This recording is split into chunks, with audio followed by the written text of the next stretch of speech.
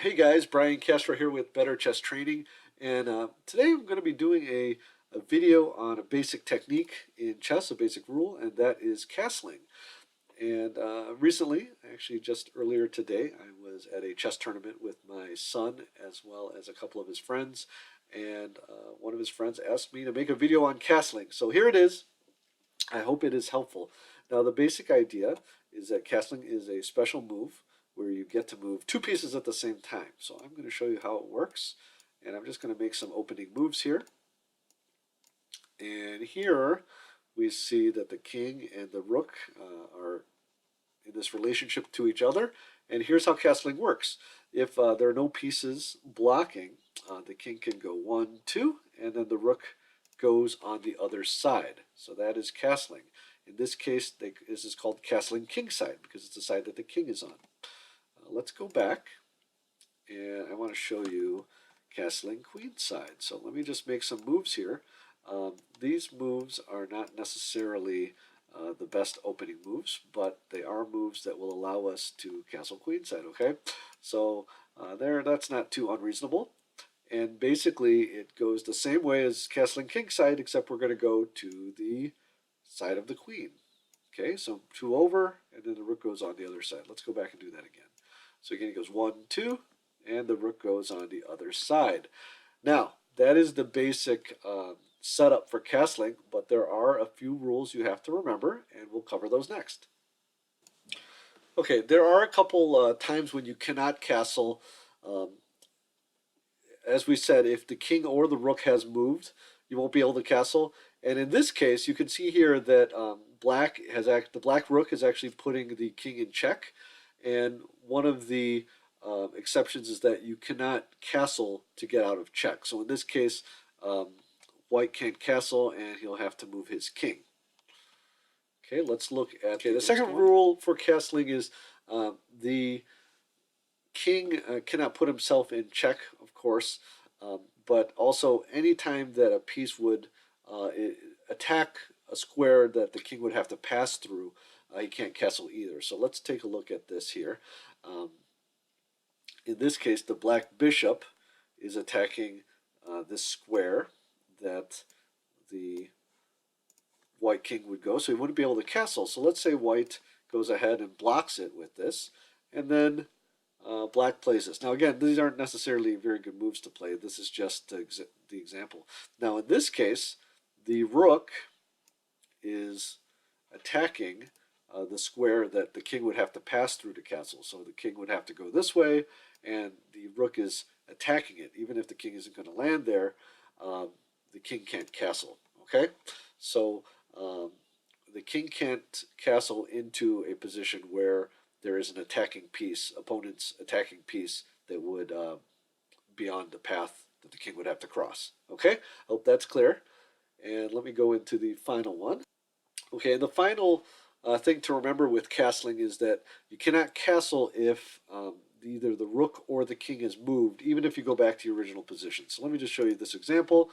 Here, the white king is not moved, nor has this rook, but this rook has. Now, even if the rook were to move back to this position, he would not be able to castle short or castle kingside.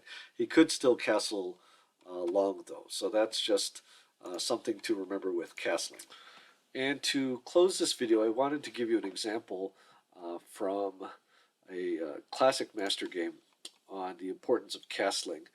And just so you guys know, because you'll probably, at some point in your chess career, you're going to see study openings, and you're going to see in some openings that the specific side doesn't castle. So it is okay sometimes not to castle, but when you're just beginning and you're just starting out and playing, I just advise you to try to castle fairly early.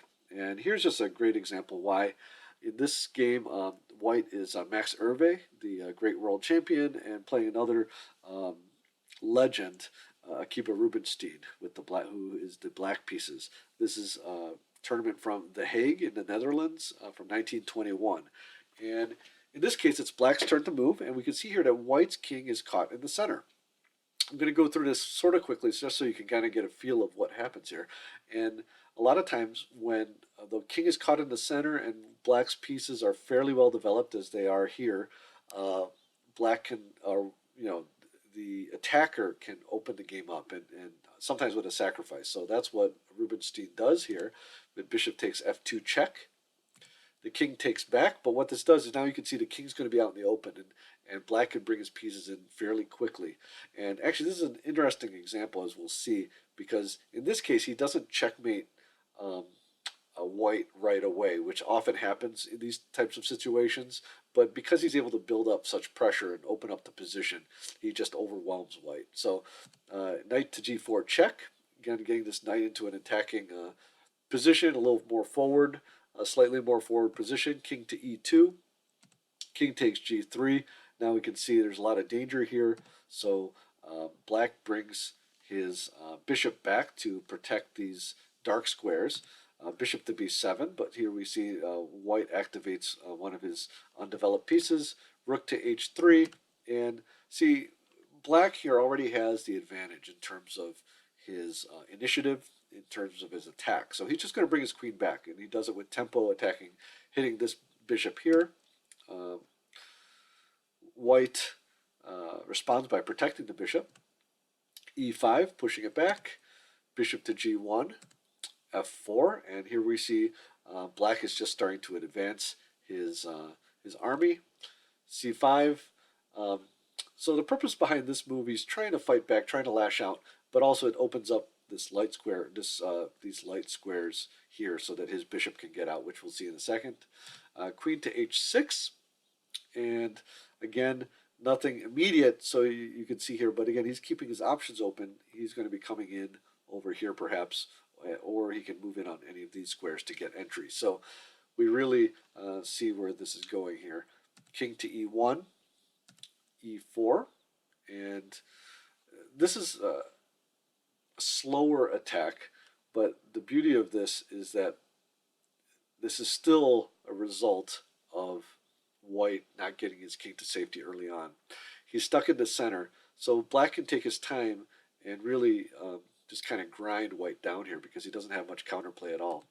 Rook to h4, queen to g5. See, all he has to simply do is defend that piece. No big deals there.